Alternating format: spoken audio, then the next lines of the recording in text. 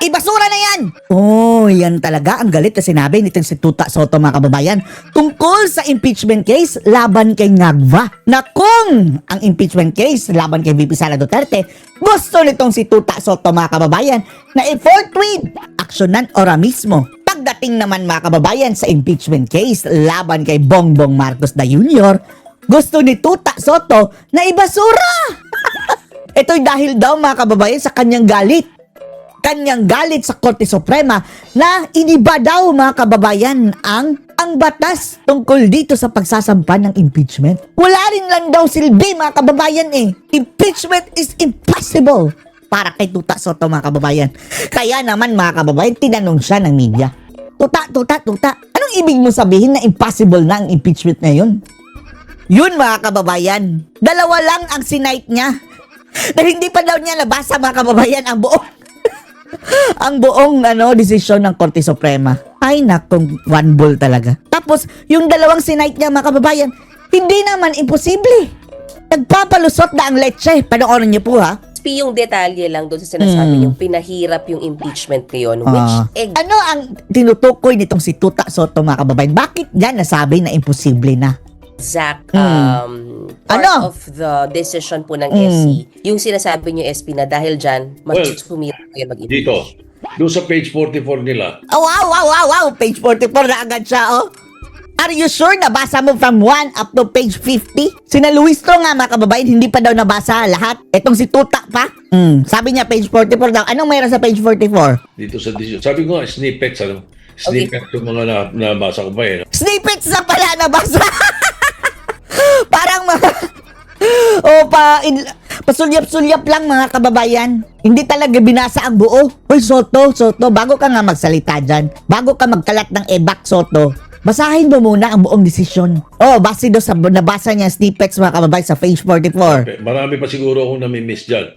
Talaga, lahat nga siguro na mismo. Ikaw lang ang kumontra sa lahat ng tao sa mundo. Pero dito sa mga nakikita namin o nakikita ko. Nakikita namin ang nakikita ko. Kailangan ma-ensure na yung endorsement ng mga members verified. Hindi pa pwedeng basta pirma lang. Bakit? Imposible ba yan? Dapat i-verify naman talaga mga kababayan. Hindi nyo ba yan kayang gawin? Tuta, ha? Tapos, kailangan i-confirm din ng member ng House na yung ebidensya ay supporting the grounds for the complaint. Bakit? Yan naman talaga dapat. Bakit kayo mag-aaksaya ng panahon na i-proceed ang trial na yan na kung dyan sa inyo, palulusitin nyo na walang ebidensya? Anong pinagsasabi ng ungas na to? Tapos, every member should be given a copy. Bakit?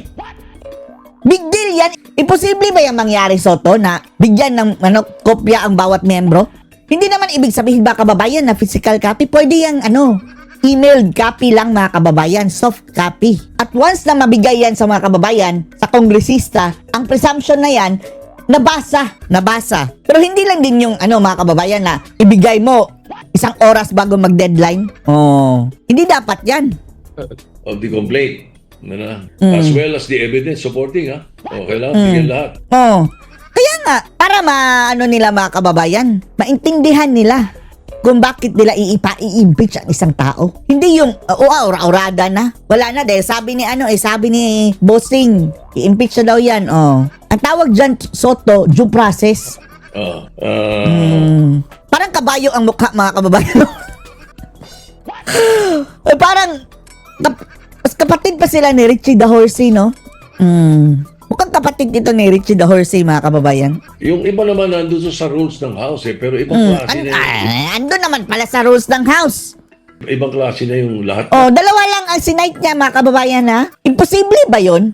Bigyan ng kopya, mga kababayan, ang bawat kongresista? Hindi naman, di ba? Hindi naman sinabing physical copy. Pwedeng digital copy lang. Yung email copy lang. Nagsasabi ng tuta na to.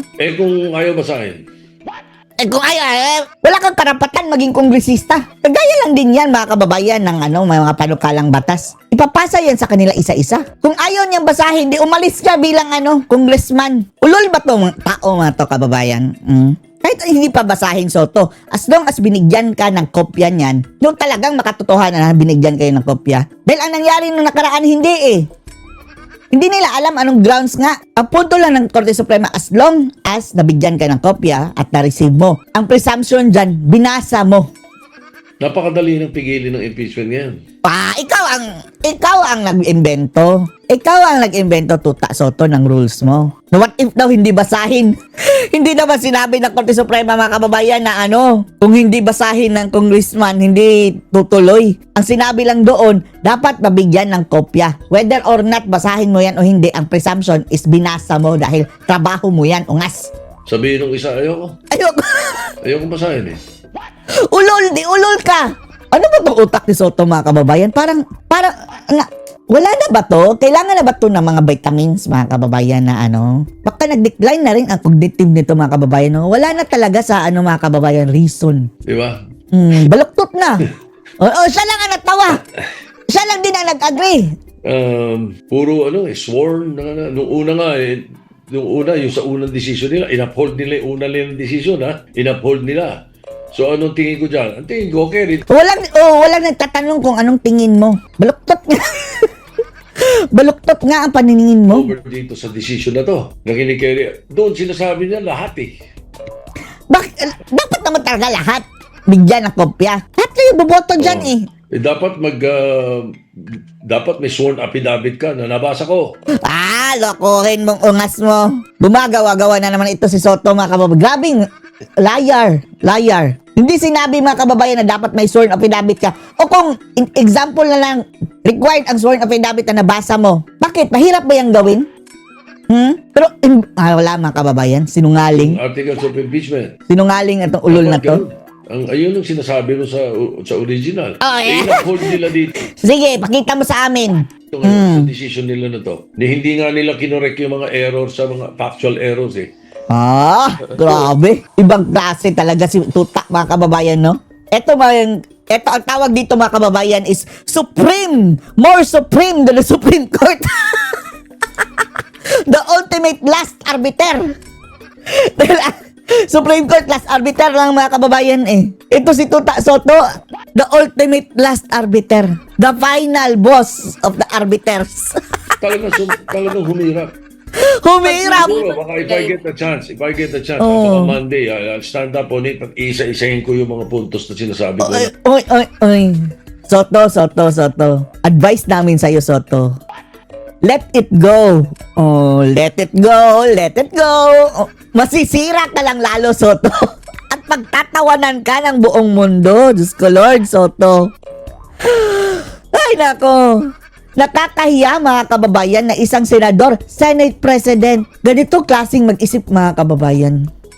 Tama na ang kahihiyan, Soto. Huwag ka nang mag-epal sa Monday. Pagtatawanan ka na naman. Pinahirap nila. SP, sorry, isa na lang. So, pag hindi magbigay ng sworn affidavit, ang kada isang Lies! Liar, mga kababayan. Hindi yun ang pinupunto ng Korte Suprema. Bibigyan lang ng kopya, mga kababayan, isa-isa. And then, ipa-receive. Basta mabigyan lang ng kopya. Kagaya ng ginagawa nilang panukalang batas, mga kababayan. Hindi naman sila hinihinga ng sworn affidavit na nabasa. Pero, binigyan sila ng kopya. na nagsasabing nabasa ko yung articles of impeachment. Anong mangyari sa impeachment complaint po? Hindi wala, hindi pwedeng maipasa. Ikaw ang nag-iimbento. Ikaw ang nag-iimbento, Soto. Grabe mag-twist itong mga bagoong Pilipinas, Hindi pwedeng mai-forward. Hindi pwede Liar, napaka-liar mo, Soto. Patay? Wow. Akop. Mag-ingat ka, Soto. Naghahanap pa daw ng kasama sina Akop. Magbago ka na. Mr. Kaya nga Tuta. sinabi ko, ang hirap na. Mahirap Ikaw lang naman nagsabing mahirap. Ang impeachment sa Pilipinas. Diyos ko, Lord. Mahirap ba yun? Bigyan na ng kopya. Imposible na. Wow, imposible na. Gaganyan. Kaya ang magandang tanong dyan, saan pumapatak ngayon yung mga Pinay na impeachment kay President Marcos? Eto na mga kababayan. Pagdating kay Marcos, absuelto na siya. Gagamitin pa niya tuloy, mga kababayan, ang Korte Suprema para ipabasura ang impeachment ni Marcos. Ay, naku, Tuta talaga. Sa old? O dito sa bago nilang mga ruling? Meron bang old or new? Wala naman. Yung ruling, mga kababayan, dati na yung ganyan. Ang kaso nga lang, mga kababayan, inabuso ng Kongreso. Hindi sinusunod, mga kababayan. Tapos, ngayon, na-call out, na stop it. Yung pang-aabuso ninyo dyan sa impeachment na hindi kayo dumadaan sa due process. Nagagalit sila. Sinabihan na kung ano ang tama, nagagalit. Tapos, magtatanong ka, anong susundin naman yung old? Sinasabi niya old na ano nila mga kababayan, yung kamalian, yung pang-aabuso. Ungas! Paano ka pa naging senatong? Wala kang common sense. Kumbaga, SP, anong susundin? Kundi, kaya nga, sige, ayan, sige. Binigyan na Ano nga ba? kayo ng ano binigyan na kayo ng tamang gagawin. Yung sa Supreme Court ganyan, baka magbaliktad sila dyan. Ngayon, baliktad sasabihin na daw. nila dito? Hindi, dito na sa bagong ruling. Dito sa bagong ruling, basura nyo na yan. Wow, ibasura na. Pagdating kay Marcos mga kababayan, ang impeachment ni Marcos ay basura na yan. Pero kay Sara, forthwith! Ngayon na mismo. Tapos kay Bangag, forthwith din ang pagbasura. Hindi nyo pa nga nakita. Bagoong ka Dalawa na talaga. yung nakapile eh. Ah, Yung nako. tatlo pa eh. Yung una nakapile, nabasa ba ng mga member? Binigyan nyo. Tanga ka ba, Soto? Ang sabi ng Supreme Court, mga kababayan, mayroong period bago ma-endorse, regardless isa, dalawa, tatlo, apat, lima, tatanggapin yan, i-consolidate yan, mga kababayan, and then, yung pag-endorse na doon, pagtanggap na mga kababayan, consider na yan as one. Mako-consolidate lahat. Tinanggap na mayroon lang 10 days, yun ba? 10 working days. So, kahit ilan pa doon, considered as one. Ng kopya at ebidensya yung mga member. Hindi. Basura na. Basura, no? Grabe. Itong purpose si Bangag, mga kababayan, kaya sinuportahan niya itong sina Tuta at Lacson. Para magkalat ng mga kabulukan. Mga ganitong mga pag-iisip, mga kababayan. Ito na ang tatak talaga, tatak ng mga taga-bagoong Pilipinas. Yung wala na talaga walang rasyonal. Hindi na rasyonal, mga kababayan, ang pag-iisip. See? Siya lang din ang nag-agree. I speak for the common Filipino. Wow, Diyos ko Lord, pati common Filipino, pinagtatawanan ka na nga. Nakakahiya ka, Soto. Hindi ikaw ang tagapagsalita ng common Filipino. Kailan ka in-appoint na ikaw ang tagapagsalita ng common Filipino? Ungas! Ako yung common tao eh. Hindi ka common tao, taik. Isa lang ang ball mo, one ball. Nakakahiya ka, Soto. Hindi kami papayag na ikaw ang tagapagsalita ng common na Pilipino. Kumidyante ka ngayon nga, mga kababayan. Parang nag-comedy show. Kami. Ano? Hindi na kami pwedeng paikutan ng mga legalities. Ikaw na nga. Grabe, hindi daw pwede paikutan ng legalities. Bakit? Bakit, Soto? Anong gusto mo? Illegalities? Ayaw niyo sa legal, mga kababayan. Baka gusto niya sa illegal. Legalities dahil common sense ang umaabot sa amin. Ikaw nga ang walang common sense, Tuta. Ikaw ang walang common sense at ikaw ang hindi nakakaintindi. Sometimes kasi, You have to bend the law. Sometimes. pagka meron kang gustong palusutin or Ay, meron kang nako. gustong palabasin na yan. masyadong Gawain mo yan. usapan pero bottom line. Ikaw ang nagpapahirap sa usapan. Malinaw na malinaw, mga kababayan, ang nilatag ng Korte Suprema. Ikaw ang nagpapahirap. Ayaw mong sundin. Master mo mediocrity. Kaya Ikaw, mediocrity. Mas mediocre ka. Low class. ganun ka. Hindi tama yan. Hindi natutuwa ang Pilipino dyan sa mga videos na ganyan. Bakit sa'yo natutuwa? Grabe, kung makasabi ang mga Pilipino hindi natutuwa sa Korte Suprema. Bakit sa'yo natuwa? Natuwa ang Pilipino. Natawa lang. Natawa na lang, Soto. Babaguhin mo konstitusyon, wala naman sa power mo. Ang nakapagsalita, mga kababayan, binago daw ang konstitusyon ng Korte Suprema, kahit hindi naman. Tapos, sino ang nagpaplanong magbago ng konstitusyon, Soto? Di ba ikaw ang mananawagan na mag-charter change? So, ikaw ang gustong magbago ng konstitusyon, ungas. Tapos, ang sumpa, mga kababayan, nung nag-take out sila to serve and protect the constitution, tapos gustong palitan ng konstitusyon. Tuta. Babaguhin ang konstitusyon? Yan, mga kababayan, sabi natin na ang hidden agenda nila, mag-chacha, charter change, di ba? Nirecommend na niya, mga kababayan, mag-chacha. Dahil, yan naman talaga ang gusto ni Bangag, mga kababayan, noon pa. Perpetuation in power, sabi ni BP Sara. Kaya lahat ng mga rason, mga kababayan, Supreme Court, gagamitin natin itong issue para makapag-charter change tayo. Hindi nila binago nila. Ang linaw Alinaw. Ang problema dito, mga kababayan, careful kayo sa mga hindi alam yung pangyayari, mga kababayan. Kung makikinig ka dito kay Tuta, posibleng maulol ka niya. Pero ngayon, Tuta, alam na namin. Wala ka mauulol. Dalawang decision nila na yan. Hi, good morning. Oh, ito panghudas mga kababayan, no? Salamat po. Opo, thank you so much po, Kong. Sir, umpisahan po natin doon sa impeachment decision. Agree din ito mga kababayan. Itong si Joel Chua, ang mga kababayan na plano. Suportado daw ang pag-change sa constitution na hawa tuloy tayo kay Paduano mga kababayan. Mr. Chair. Kumusta na kasi Paduano, no? Malapit na rin ba? Si Joel Chua mga kababayan, suportado din na baguhin na ang konstitusyon dahil sa desisyon na ito ng Korte Suprema na hindi daw nila Ng nagustuhan. Supreme Court. Naglabas na po kayo Hudas! ng inyong reaksyon. Pero can you reiterate lang po ang inyong reaction dito nga po sa Supreme Court decision? Mr. Chair! Tayo po ay nalungkot dito po sa Malungkot! desisyon na inilabas po ng Natuwa kami. Natural, malungkot kayo dahil mga hudas kayo ang nasa likod ng impeachment eh. hukuman. Bagamat tayo nalulungkot at hindi sumasang-ayon dito, pero ito po ay ating ginagalang. No choice kayo. Opo. Sir, may mga nagsasabi na nagkaroon ng judicial overreach. Kumbaga, wala... Idiretso mo na, manananggal, manang reporter. Isa lang ang nagsasabi ng ganyan. Si Tuta Soto lang mga kababayan. ng Supreme Court yung decision, yung mga ilan doon sa mga deklarasyon nila sa impeachment ruling. What do you think po? Nagkaroon ba ng paglagpas doon sa otoridad ang Korte? Sige, careful ka ha. Careful ka, Joel Villanueva. Villanueva ba yan? Chua pala. Abogado ba yan mga kababayan? O abogado? O Dahil kung marinig natin mga kababayan na babalahurain niya ang Korte Suprema, ipapanisbar natin yan. Suprema.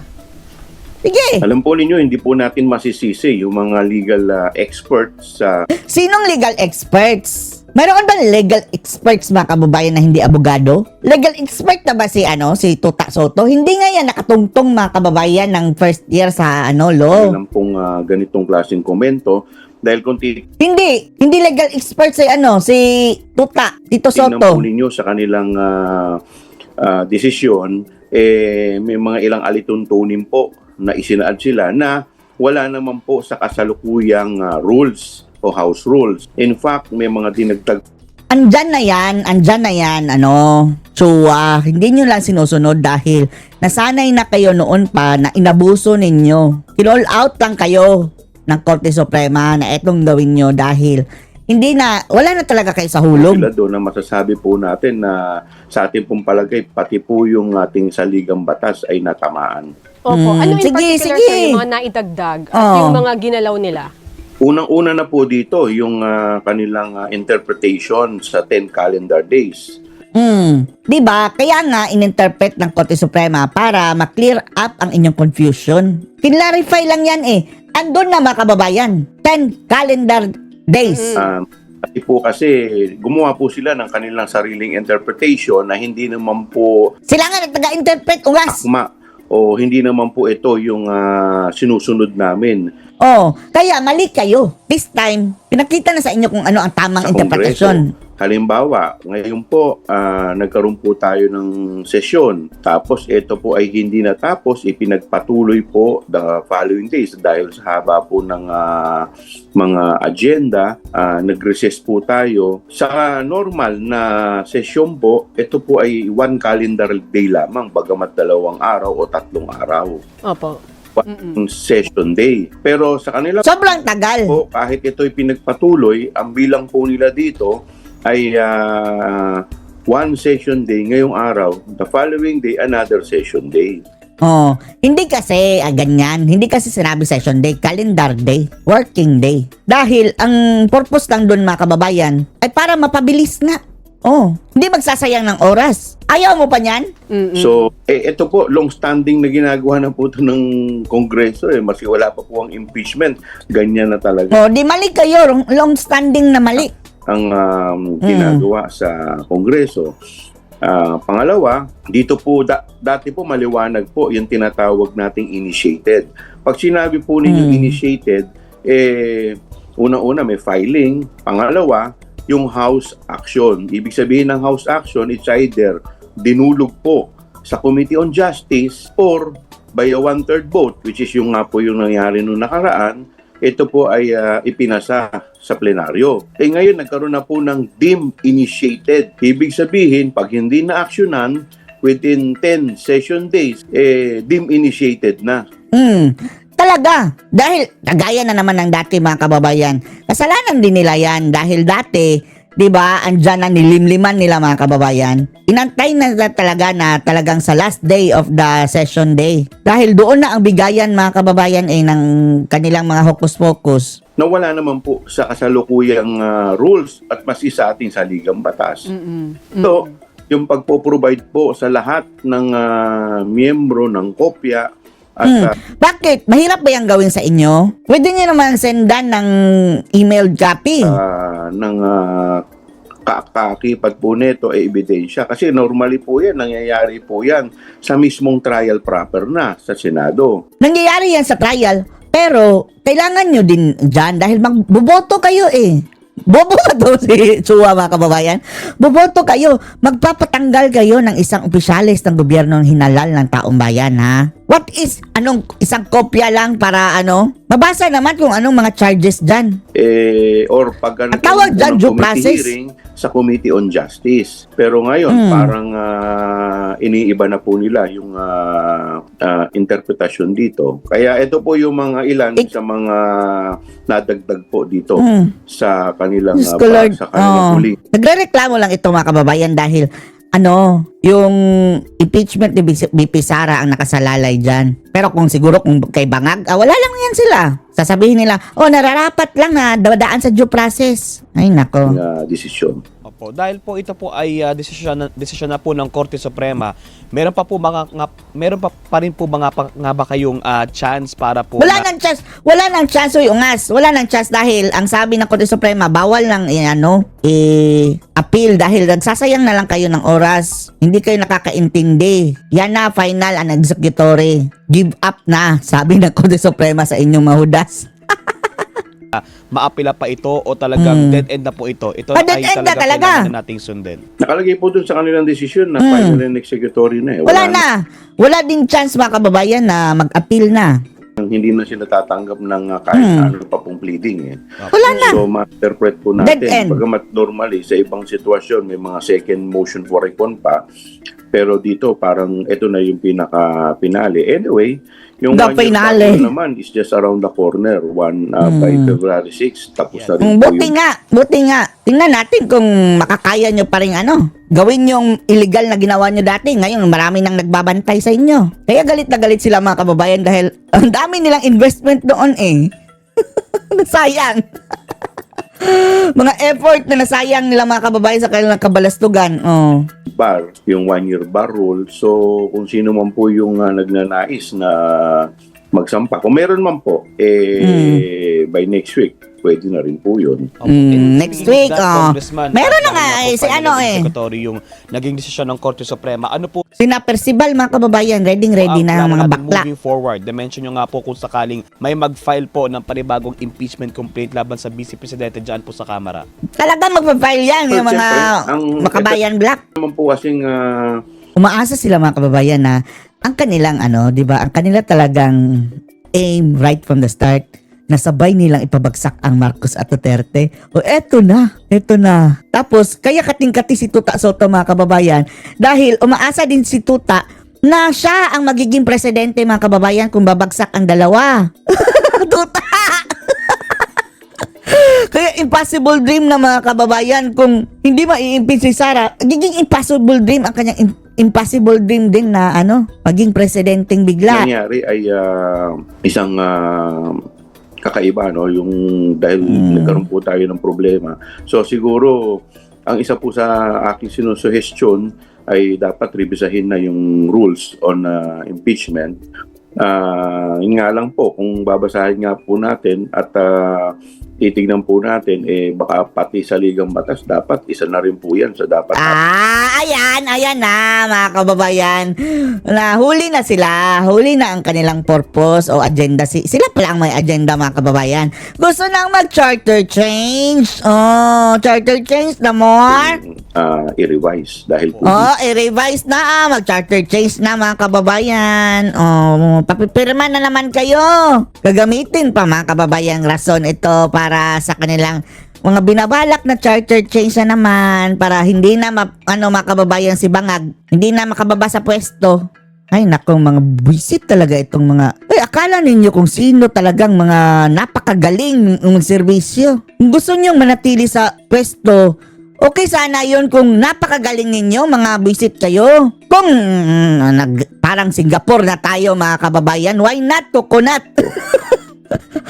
Sasabihin na natin na Marcos forever na, hanggang kalansay si Marcos mga kababayan. Siya pa rin natin presidente kung naging Singapore na tayo in the span of 6 years. Kahit buto na lang o abo si Marcos, siya pa rin natin gagawin presidente kung ganon. Pero ganito mga kababayan, 3 years pa lang, trilyon na ang nawawala sa kurakutan. Ang kakapal ng pagmumukha ninyong tagal dyan sa pwesto, mga hudas. Hindi na kayo nahiya? Kala nyo kung ang gagaling ninyo tapos perpetuation in power pa kayo? Hudas. Kaso para matagal po na proseso kung yung mismo constitution ang ating gagalawin at matagal-tagal na debate po yan. Pero yung tapos bistado na ang kanilang mga kababayan, agenda. sa pag-revise po noong impeachment rules, sa level lang po ba yan ng Kongreso, pwede ninyong gawin po yan nang walang kailangan pa na approval ng Presidente? Ay, bakit mag-a-approve pa ang presidente dyan? Wala nga pakialam dyan ng presidente, siya nga ipapa-impeach.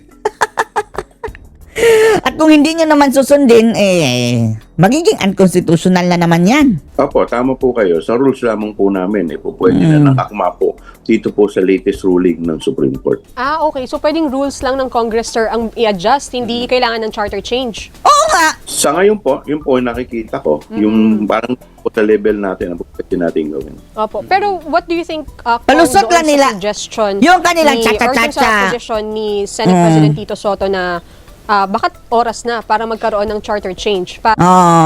Yan nga, agenda niya. Dahil gusto niya charter change para si Bangag manatili sa pwesto. Bagong Pilipinas ng hudas yan Para ayusin itong impeachment process. Kung titignan po ninyo yung ating pong kasalukuyang saligang batas, 1987 pa po ito So more than almost 40 years na.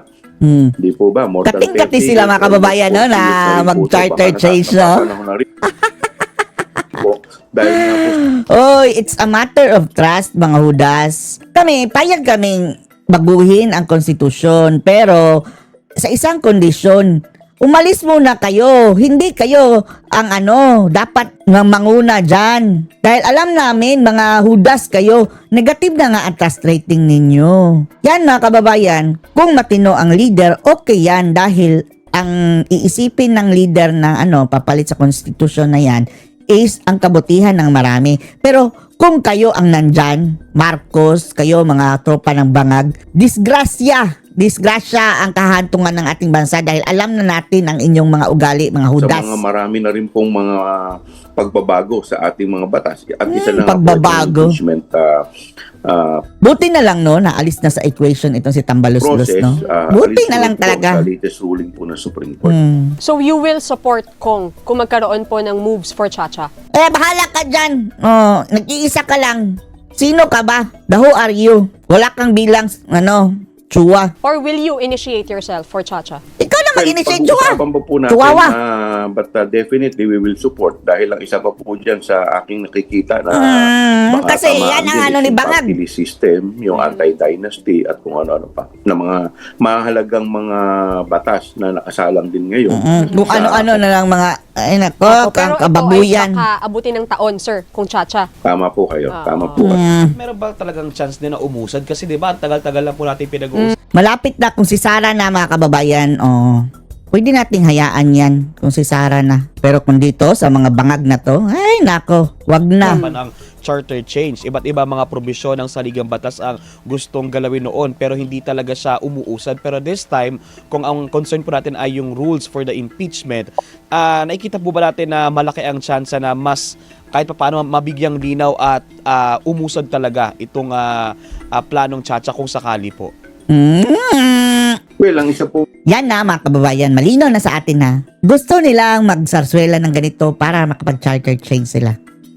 na po pwede maging basehan. Nahubaran na mga kababayan, kahit hindi lang nasasabihin kung ano ang lahat naman plano. po dapat ng batas, dapat nakaakma po sa ating konstitusyon dahil yun ang pinaka-basic law of the land yung konstitusyon. Ito no, So, ang taba paano na po rin pag mga kababayan nagkakaroon no. ng conflict or Itong hudas na to mga kababayan, dapat imbestigahan din ito. nagkakaroon na ng mga ibang Magkano ang naging insertion nito? makikita nating inconsistencies or may mga provision kasi na silent, di ba? Na nagkakaroon din ng pagtatalo-talo. Halimbawa na lang, kailan magkakaroon ng joint voting or separate voting ang Yeah.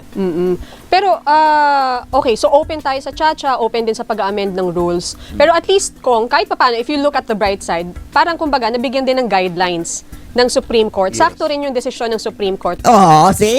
Pati ang reporter. Pagsabihan mo nga yan, reporter, hindi lang yung tango ka lang ng tango. Doon sa mga gustong mag-file ng case, if ever, dahil matatapos na yung 1-year Yes. bar kay VP Sara, At para mas malinaw kung ano yung kailangan nilang i-check, i-meet, kumbaga sa Oo. checklist nila. At lalo pat meron ding impeachment complaint ngayon na naka-filed against President Marcos. Marcos, oh.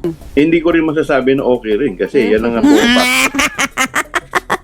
Basta hindi, mga kababayan, pabor sa mga bangag, ayaw nila. Gusto nila, ora mismo Hindi na dadaan sa due process. Yung impeachment ni IRAP mga kababayan, kung dinala pala yun sa Supreme Court, invalid pala yun, no? Dahil ang botohan na yun, shortcut din Mahina kasi itong diskarte na na-IRAP din mga kababayan. Hindi dinala sa Supreme Court. Pasok yung judicial overreach na kanina. Bagay.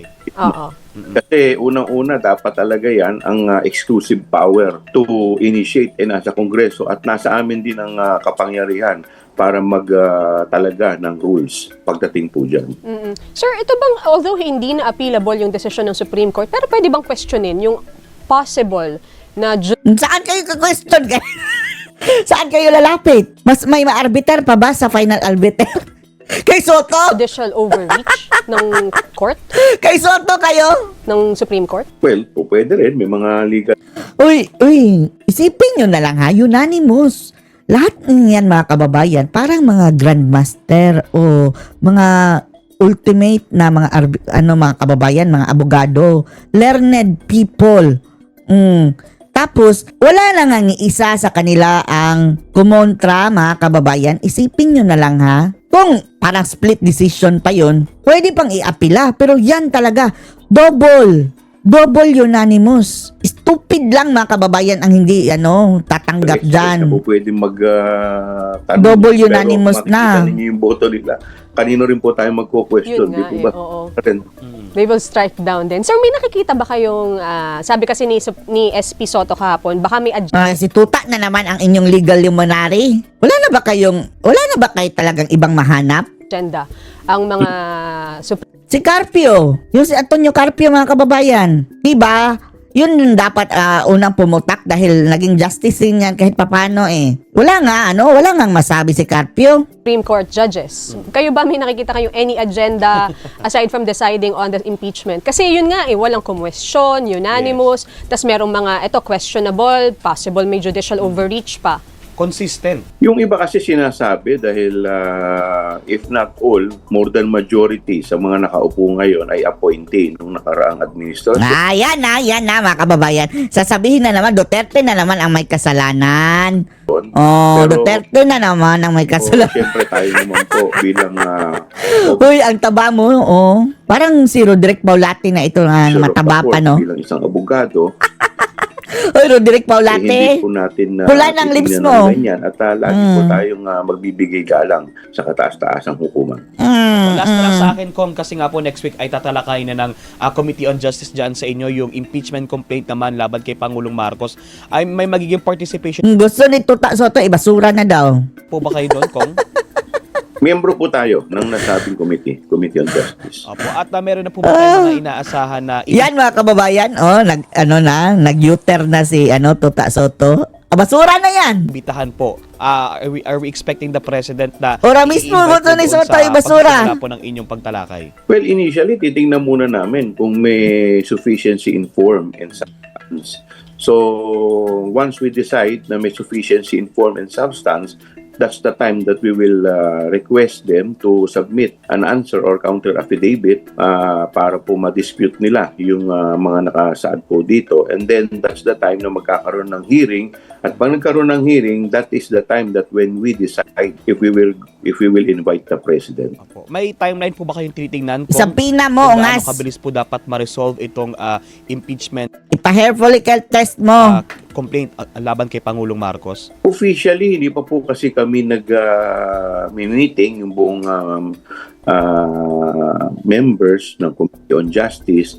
By Monday, doon pa lamang po kami magkikita. Kaya doon siguro malalaman po natin kung ano po yung magiging timeline nito. Opo. And last na lang sir, how will you prove the public na talaga pong magiging fair ang pagtalakay po ng Kamara sa impeachment complaint ng Pangulo at hindi po talaga ito magiging show at kumbaga mababahiran po ng influence ng Presidente? I think live naman po ito eh. Hindi naman po ito nakatago. Hindi naman po ito nakatago sa publiko. So, makikita naman po ng publiko kung paano namin ito tatalakayin. Nakita na nga namin kung paano kayo gumalaw. Mga Kong, hudas. thank you so much Salamat po sa Layas! Anong masasabi niyo dito mga kababayan? Post your comments below.